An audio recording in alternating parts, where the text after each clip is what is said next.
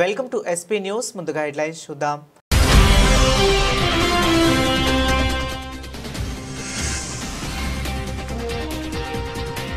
Vijayawada Besant రోడ్లో పర్యటించిన ముఖ్యమంత్రి చంద్రబాబు నాయుడు.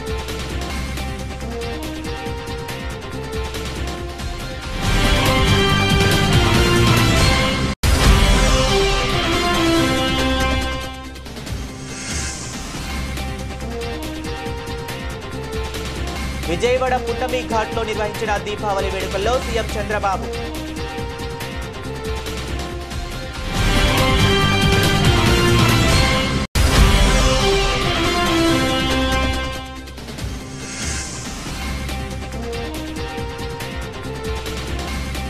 గాంధీనగర్ ప్రెస్ క్లబ్లో బహుజన సాహిత్య చర్చా వేదిక కవితా సమ్మేళన కార్యక్రమం.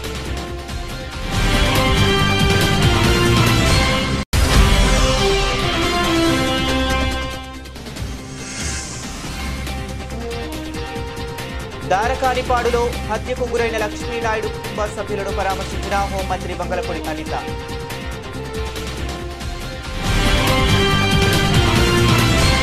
ఇసుక లారీల వలన ఆంధ్ర తెలంగాణ సరిహద్దు ప్రాంతాల్లో తీవ్ర ఉద్రిక్తత. తెలంగాణ ఆంధ్ర సరిహద్దు కన్నాయిగూడెం గ్రామంలో ఇసుక లారీలను ఆపివేసిన గ్రామస్తులు ఇసుక లారీలు వెంటనే ఆపివేయాలి, తమ రోడ్లు ధ్వంసం అవుతున్నాయని రోడ్డుకు అడ్డంగా ట్రాక్టర్లు పెట్టిన కన్నాయిగూడెం గ్రామస్తులు గత కొంతకాలంగా ఇసుక లారీలు తిరగడంతో పూర్తిగా ధ్వంసం అయ్యే రోడ్డుపై పెద్ద ఎత్తున గుంతలు ఏర్పడ్డాయి. తమ ఆంధ్ర ప్రాంతం నుంచి తెలంగాణకు వెళ్లే ఇసుక లారీలు తిప్పవద్దని ఆందోళన చేస్తున్న కన్నాయిగూడెం గ్రామస్తులు.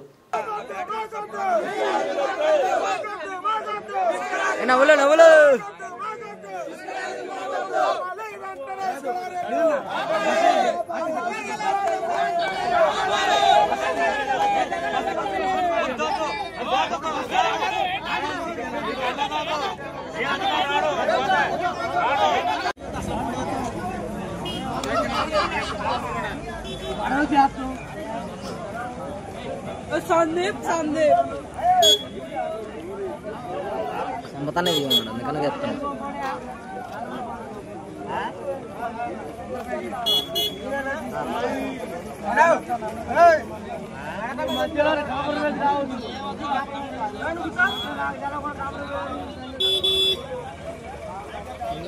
కాగజ్ నగర్ పట్టణంలోని మార్కెట్ ఏరియాలో తెల్లవారుజామున శ్రీ రామచంద్ర జిఆర్ స్వామి వారి ఆధ్వర్యంలో నరకాసుర దహనం కార్యక్రమం నిర్వహించడం జరిగింది. ఈ సందర్భంగా జిఆర్ స్వామి మాట్లాడుతూ దీపాలను వరుసగా పేర్చడం అనేది దీపావళి అని, మనసులో అంధకారాన్ని జయించి జీవితాలను వెలుగులతో నింపుకోవాలని అనేక మంగళ శాసనాలు చేశారు. ఈ సిర్పూరు శాసనసభ్యులు డాక్టర్ పాలవాయి హరీష్ బాబు మాట్లాడుతూ నరక చతుర్దశి మరియు దీపావళి రెండు పండుగలు ఒకే రోజు వచ్చాయని, సిర్పూరు నియోజకవర్గ ప్రజలందరికీ దీపావళి శుభాకాంక్షలు తెలియజేశారు. ఈ కార్యక్రమంలో పుర ప్రముఖులు, మహిళలు, పిల్లలు పెద్ద ఎత్తున పాల్గొన్నారు. కార్యక్రమాన్ని కాకినాడ పట్టణంలో వైభవంగా నిర్వహించుకోవడం జరిగింది. ఇవాళ నరక చతుర్దశి మరియు దీపావళి కలిసి వచ్చింది కాబట్టి సిర్పూర్ నియోజకవర్గ ప్రజలకి అందరికీ కూడా శుభాకాంక్షలు తెలియజేస్తుంది. చాలా జాగ్రత్తగా టపాసులు కాల్చడం కానివ్వండి, ఫైర్ వర్క్స్ విషయంలో కానీ జాగ్రత్త వహించమని అందరికీ కోరుకుంటున్నాను. జై గోవింద్. ఆ రోజుల్లో ప్రజలని, దేవతల్ని కూడా రక్షించినటువంటి సందర్భం ఇది. ఆ చెడు మీద విజయాన్ని లభించడం వల్ల ప్రజలందరూ కూడాను ఆనందంతో కేరింతలు కొడుతూ దీపాలని వెలిగించి వాళ్ళ యొక్క హర్షాన్ని ప్రకటించారు. దీపం అనేటువంటిది అంధకారాన్ని పోగొడుతుంది, కాంతినిస్తుంది.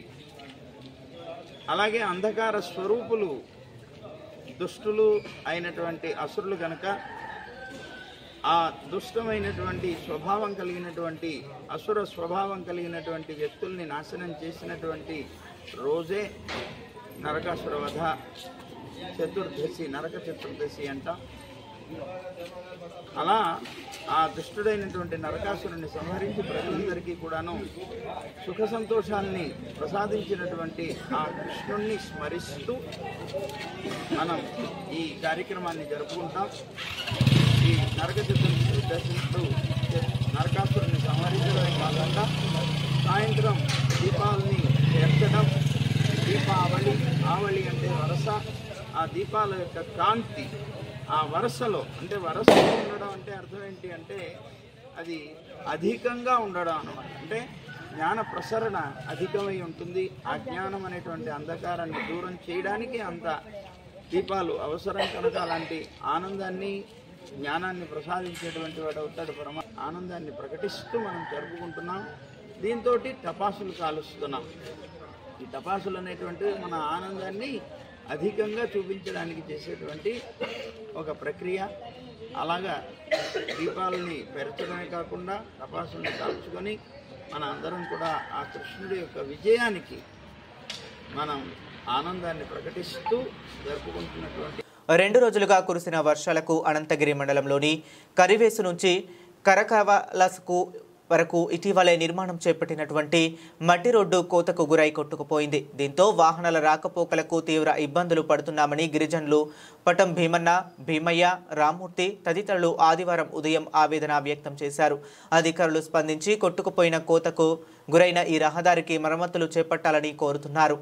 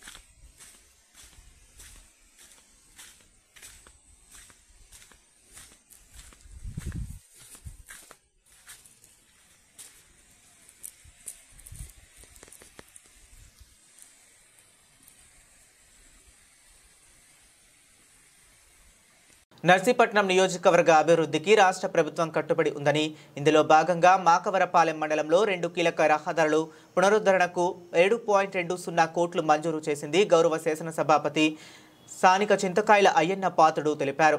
ఆదివారం స్పీకర్ కార్యాలయంలో విలేకరులతో మాట్లాడుతూ ఆర్ఎండ్బి శాఖ ద్వారా ఈ నిధులు విడుదలయ్యాయని, ప్రభుత్వానికి ముఖ్యమంత్రి నారా చంద్రబాబు నాయుడు గారికి నియోజకవర్గ ప్రజల తరపున ధన్యవాదాలు తెలియజేశారు. కోటవురట్ల మండలం కైలాసపట్నం నుంచి చౌడవాడ నగరం కోడూరు మీదుగా రత్నంపేట జంక్షన్ వరకు ఉన్న రహదారి పునరుద్ధరణకు 4.60 కోట్లు మంజూరయ్యాయి.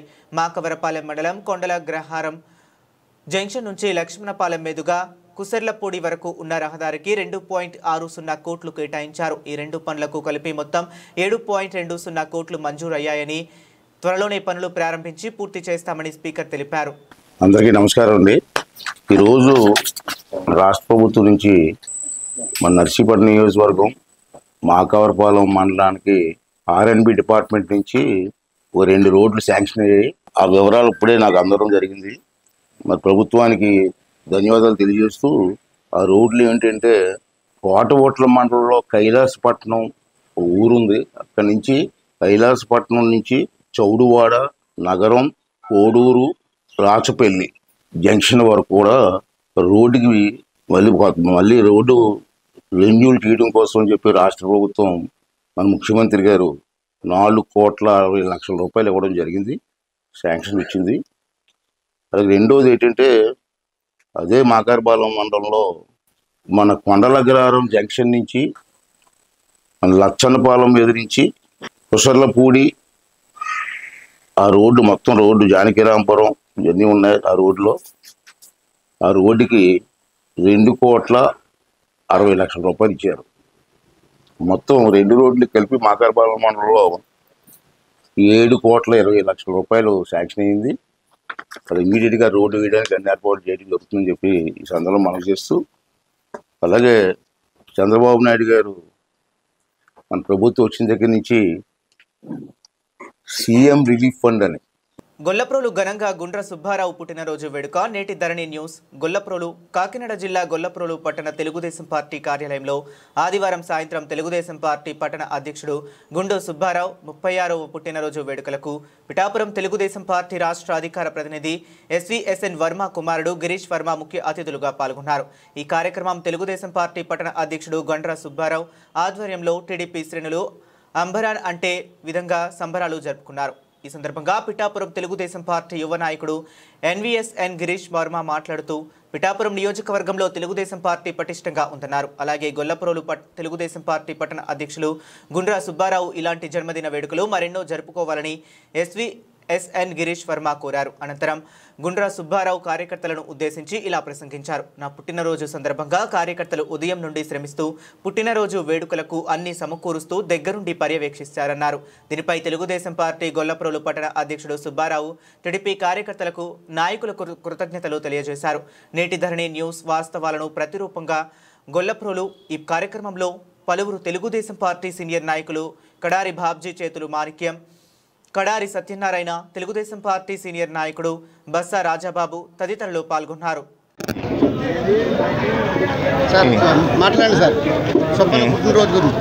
ఈరోజు పార్టీ ప్రెసిడెంట్ గారి బర్త్డే యూత్ అంతా క్యాడర్ అంతా చాలా బాగా సెలబ్రేట్ చేశారు. సుబ్బన్ గారు కూడా అందరితో అందుబాటులో ఉంటున్నారు, అలాగే మన వర్మ గారు కూడా అందుబాటులో ఉంటారు. మేము కూడా మన సుబ్బన్ గారికి ఇలాంటి బర్త్డేస్ చాలా చేసుకోవాలని, లాంగ్ లైఫ్ చాలా సక్సెస్ అవ్వాలని, ఇంకా ఎత్తుకు ఎదగాలని మనస్ఫూర్తిగా కోరుతున్నాను. సార్ మీరు ఇచ్చేగా టీడీపీ కార్యకర్తలు పోటెక్కేశారు. ఇది మీరు ఇచ్చేగా టీడీపీ కార్యకర్తలు ఉత్సాహంగా ఈ కార్యక్రమంలో పాల్గొన్నారు. ఏమంటారు మీరు? మనం ఎప్పుడూ అందుబాటులో ఉంటాం. ప్రజలందరికీ మంచున్న బాధలో ఉన్న వర్మ గారు ఎప్పుడూ అండలో ఉంటారు. ఇలాగే ఉంటూనే ఉంటాం కూడా. ఇక్కడ క్యాడర్ కూడా మా బలమే క్యాడరు. ఎప్పుడూ ఉత్సాహంగా ఉంటాం. మాకు ఇంకా ఆనందంగా ఉంటుంది. క్యాడర్తోనే గ్రౌండ్ లెవెల్లోనే కనెక్ట్ అయి ఉంటాం. పార్టీ క్యాడరు మన సుబ్బన్ గారు, మన పార్టీ ప్రెసిడెంట్ గారు ఎప్పుడూ అందుబాటులో ఉంటున్నారు. కాబట్టి అంతా బాగానే ఉంది. మాట్లాడదాం తర్వాత, అది పర్లేదా? వాస్తవాలకు ప్రతిరూపం నేటి ధరణి న్యూస్ గొల్లప్రోలు. తెలుగుదేశం పార్టీ పట్టణ అధ్యక్షుడు గుండు సుబ్బారావు జన్మదిన వేడుకల్లో భాగంగా గిరీష్ వర్మ గారు ఈ టీడీపీ కార్యకర్తల గురించి ఉత్సాహంగా మాట్లాడారు. వాస్తవాలకు ప్రతిరూపం నేటి ధరణి న్యూస్ గొల్లప్రోలు.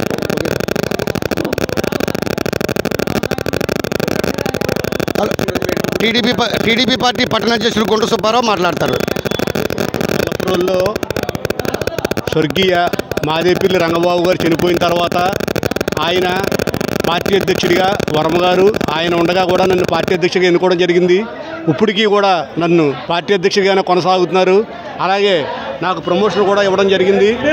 అందరూ కూడా కార్యకర్తలందరూ కూడా తెలుగుదేశం పార్టీ అంటే ఎప్పుడు కూడా ఒకటే, గొల్లప్రోలు పట్టణమే కాదు నియోజకవర్గంలో కూడా ఎప్పుడు ఒకటే పార్టీ కింద, ఒకటే వర్గం కింద ఈ యూత్ అంతా కూడా నాకు సర్ప్రైజ్. ఇది సరదాగా వాళ్ళ పొద్దు నుంచి ఈ కార్యక్రమం స్టార్ట్ చేసి నువ్వు రా అంతే, మేము సరదాగా ఈ వేడుకలు చేసుకుంటామని ఇంతలా చేసినందుకు నాకు చాలా ఆనందంగా ఉంది. ఏంటంటే ఇదొక నిజంగా సర్ప్రైజ్.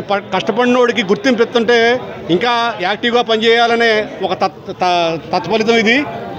ఈ కార్యకర్తలకి, నాయకులకి, అలాగే ఇక్కడ విచ్చేసిన అభిమానులకి అందరికీ కూడా నా పేరు పేరున ధన్యవాదాలు. అంతేకాకుండా ఇక్కడ స్వర్గీయ రంగబాబు గారే కాకుండా మా పార్టీకి వెన్నుదన్నుగా ఎప్పుడు కూడా 25 సంవత్సరాల నుంచి కూడా పార్టీ టీడీపీ జెండా మనుగడ కనపడిన టైంలో వర్మగారు బోల్డ్ వ్యాపారాలు అన్ని రకాలుగా వదిలేసుకుని ఇక్కడ పార్టీ కోసం వచ్చి తెలుగుదేశం అంటే ఇది, తెలుగుదేశం అంటే ఎలా ఉంటుందని ఆయన ఒక పసుపుమయం చేశారు పిఠాపురం నియోజకవర్గాన్ని. అంతేకాకుండా ఇక్కడ ఎప్పుడు కూడా పార్టీకి కుటుంబంలో ఒకరు కష్టపడతారు, కానీ వర్మగారి కుటుంబం అంతా తెలుగుదేశం పార్టీ కష్టపడుతుంది. వర్మగారే కాకుండా వాళ్ళ మిస్సెస్ లక్ష్మీదేవి గారు అమ్మగారు కూడా, అలాగే వాళ్ళ అబ్బాయి గిరీష్ గారు కూడా కొండనకుండా తిరగడం జరిగింది. ఆయన గత ఎమ్మెల్యే చేసినప్పుడు చాలా రోడ్లు, చాలా కార్యక్రమాలు చేయడం జరిగింది. ఈవేళ వర్మగారు అంటే ఒక అందరికీ కూడా పేరు, అతని అసలు పేరు ఎవరికీ తెలియదు. వర్మగారు అంటే ఒక బ్రాండ్, ఆయన ఆ బ్రాండ్ క్రియేట్ చేసుకున్నారు. ఎక్కడైనా సరే చిన్నపిల్లలను కూడా ఎవరైనా. ముఖ్యమంత్రి చంద్రబాబు నాయుడు ఆదివారం విజయవాడ బీసెంట్ రోడ్లో పర్యటించారు. పలువురు చిరు, వీధి వ్యాపారులు, జనరల్ స్టోర్, చెప్పుల షాపు నిర్వాహకులతో మాట్లాడారు. జీఎస్టీ తగ్గింపు కారణంగా వస్తువుల ధరలు తగ్గుదలను గుర్తించి ఆయా వర్గాల వారిని అడిగి తెలుసుకున్నారు. చింతజపూడి దుర్గారావు అనే వీధి వ్యాపారితో సీఎం చంద్రబాబు మాట్లాడారు. తాను ప్రమిదలు, జూట్ బ్యాగులు విక్రయిస్తానని తెలిపారు. ఆయనకున్న సమస్యల గురించి సీఎం అడిగి తెలుసుకున్నారు. మరో వీధి వ్యాపారి ఎక్కలి బాలకృష్ణతో మాట్లాడారు. చదలవాడ వెంకటకృష్ణారావు అనే చెప్పుల షాపు యజమానితో మాట్లాడారు.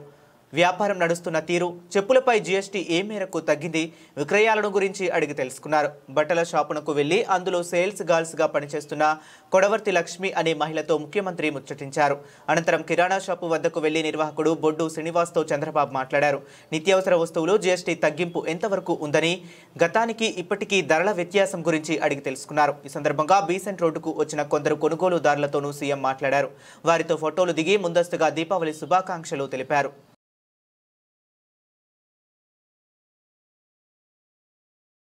విశాఖపట్నానికి గూగుల్ ఏఐ డేటా సెంటర్ రావడాన్ని జీర్ణించుకోలేని కొందరు మూర్ఖులు రాజకీయ కక్షతో అనవసర వ్యాఖ్యలు చేస్తున్నారని, అటువంటి వారి మాటలు పట్టించుకోవాల్సిన అవసరం లేదని ముఖ్యమంత్రి చంద్రబాబు నాయుడు అన్నారు. విశాఖలో $15 బిలియన్ పెట్టుబడితో గూగుల్ ఏర్పాట్ల వల్ల 12 దేశాలకు సేవలు అందుతాయన్నారు.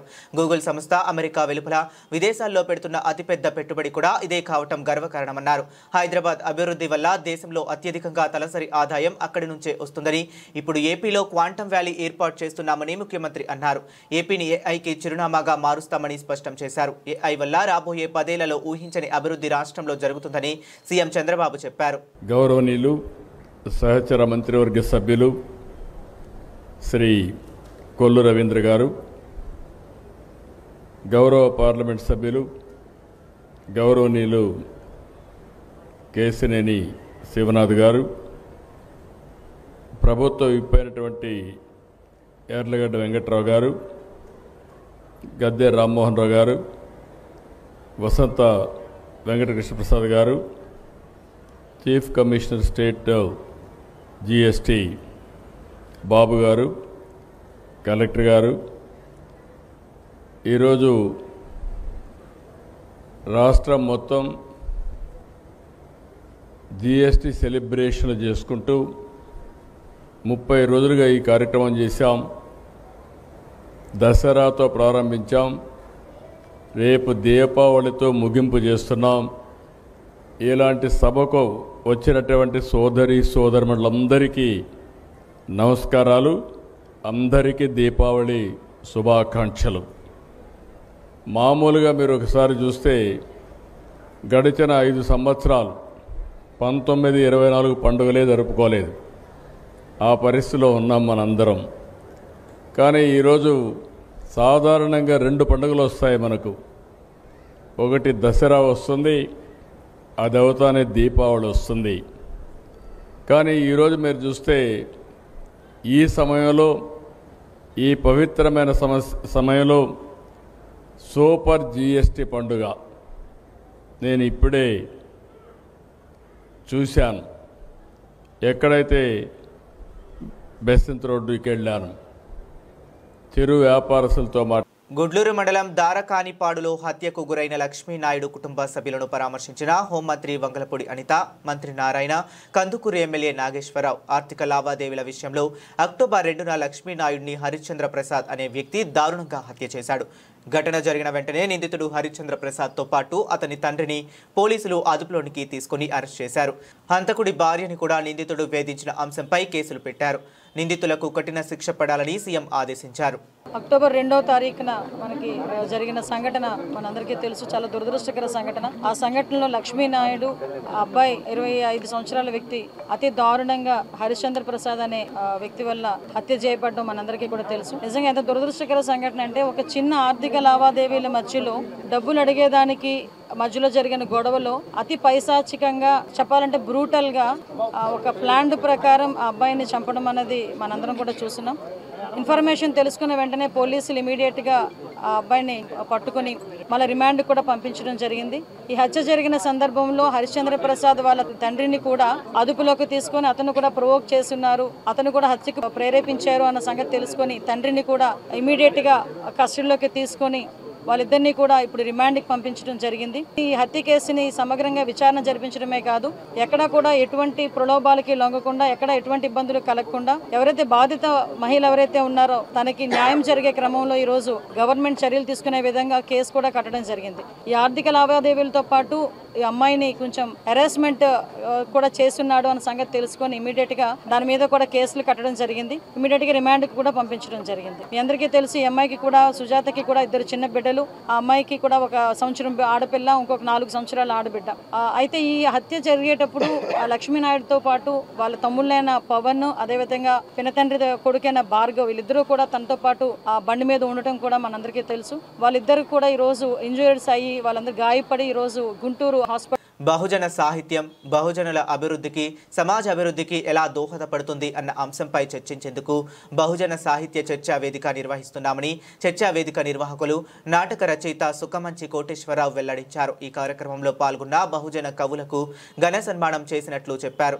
ఆదివారం గాంధీనగర్ ప్రెస్ క్లబ్లో బహుజన సాహిత్య చర్చా వేదిక కవితా సమ్మేళనం కార్యక్రమం జరిగింది. ఈ కార్యక్రమంలో రాష్ట్రం నలుమూలల నుండి బహుజన కవులు, సాహిత్య ప్రియులు పాల్గొన్నారు. ఈ కార్యక్రమానికి ప్రముఖ సాహిత్య ప్రియులు గొల్లా నారాయణ పాల్గొని మాట్లాడుతూ బహుజన సాహిత్యం బహుజనుల అభివృద్ధికి, సమాజ అభివృద్ధికి ఎంతగానో దోహదపడుతుందన్నారు. ఈ కార్యక్రమానికి నిర్వాహకులు సుఖమంచి కోటేశ్వరరావు మాట్లాడుతూ రాష్ట్రం నలుమూలల నుంచి వచ్చిన కవులకు ఘన స్వాగతం, ఘన సన్మాన కార్యక్రమం నిర్వహించామన్నారు. బహుజన సాహిత్య సమాజ అభివృద్ధికి ఎలా దోహదపడుతుందో తెలియజేయాలన్నదే చర్చా వేదిక ముఖ్య లక్ష్యం అన్నారు. ఈ కార్యక్రమాలన్నీ నడిపిస్తున్నారు, వ్యవస్థ నడిపిస్తున్నారు. వాళ్ళు ఇచ్చే తాయిలాలు ఒక పక్కన అందుకోవడానికి ప్రయత్నించినంత కాలం ఇదే పరిస్థితి ఉంటుంది. వ్యక్తిగతంగా పరిస్థితి ఎందుకంటే ఈ తాయిలాలు వాళ్ళు ప్రకటించినప్పుడు ఆ తాయిలాల కోసం కొంత కాంప్రమైజ్ నడుస్తుంది. ఒక పక్కన తాయిలాలు ప్రకటిస్తారు, ఇంకో పక్కన ఏంటంటే ప్రభుత్వ ఉద్యోగాలు, ప్రభుత్వ రంగ సంస్థల ఉనికి వీటన్నిటిని కూడా మాయం చేస్తారు. ఇంకేమి తాయిలాలు, లేని తాయిలాల గురించి మనం కొన్ని కాంప్రమైజ్ అవుతున్నాం అనేది నాలాంటి బయట ఉన్న వ్యక్తులు భావిస్తున్నారు. కాబట్టి ఆ దిశలో కూడా మీరందరూ ఆలోచించాలని, అలాగే ముందస్తుగా ఉపకులాల మధ్య ఐక్యత సాధించడానికి తీవ్రమైన ప్రయత్నం చేయాలని కోరుకునే కొద్ది మందిలో నేను కూడా ఉన్నాను. ఇప్పుడు ఈ రోజున మన డాక్టర్ కోయి కోటేశ్వరరావు గారు తెలుగు తెలుగుపై డాక్టర్ బిఆర్ అంబేద్కర్ గారి ప్రభావం దాని గురించి పేరు సుఖమంచి కోటేశ్వరరావు అండి. వీరేమో కోరపాటి మన్మథరావు గారు. ఈ కార్యక్రమం బహుజన చర్చ సాహిత్య చర్చా వేదిక, సాహిత్య పఠనం, గేయాల పఠనం జరుగుతుందన్నమాట. అంటే సాహిత్యాన్ని, బహుజన సాహిత్యాన్ని అభివృద్ధి చేయడం కోసం ఒక కార్మికుడైనటువంటి మన్మథరావు గారు ఈ కార్యక్రమాన్ని తలపెట్టారు. ఈ కార్యక్రమం ఇప్పుడు వచ్చినటువంటి ప్రముఖులైనటువంటి సాహిత్యవేత్తలందరి గురించి మీకు తెలుసు, అవన్నీ పాంప్లెట్లో ఉన్నాయి. మరి ఈ కార్యక్రమం దిగ్విజయం అయింది, అది మీరు చూస్తూనే ఉన్నారు. ఇలాంటి సాహిత్య వేదికలు ఇంకా రావాలని చెప్పేసి, సమాజంలో ఈ కుల మతాల తేడాలు పోవాలని చెప్పేసి కోరుకుంటూ మన్మథరావు గారు ఈ కార్యక్రమాన్ని ఏర్పాటు చేయడం జరిగింది. ఇప్పుడు మన్మథరావు గారి అభిప్రాయం చెప్తారు. మీ సోదరులారా, నేను పద్య నాటకాలు నాకు ఇది ఉంది, కానీ నాకు ఇలాంటి ఈ కార్యక్రమం ఇదే ఫస్ట్ సారి కనుక నాకు ఏం మాట్లాడాలో తెలియదు. అయితే దీని మీద గవర్నమెంట్ వారితో పోరాడి ఈ కార్యక్రమం పెట్టాను. ఇది ఫస్ట్ కాబట్టి నేను పెద్దగా మాట్లాడలేను ఈ విషయం గురించి. బులెటిన్ ముగించే ముందు మరొకసారి హెడ్లైన్స్ చూద్దాం.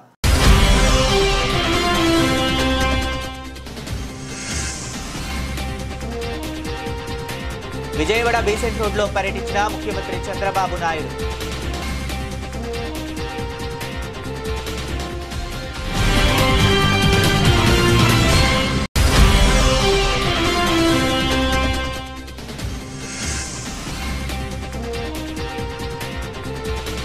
విజయవాడ పుట్టమి ఘాట్లో నిర్వహించిన దీపావళి వేడుకల్లో సీఎం చంద్రబాబు.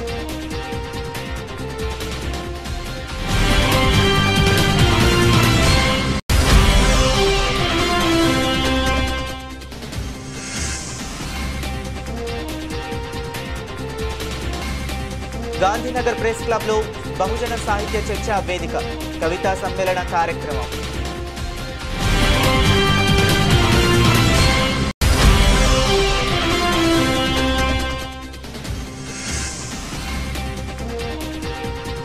దారకానిపాడులో హత్యకు గురైన లక్ష్మీనాయుడు కుటుంబ సభ్యులను పరామర్శించిన హోంమంత్రి బంగళపూడి అనిత.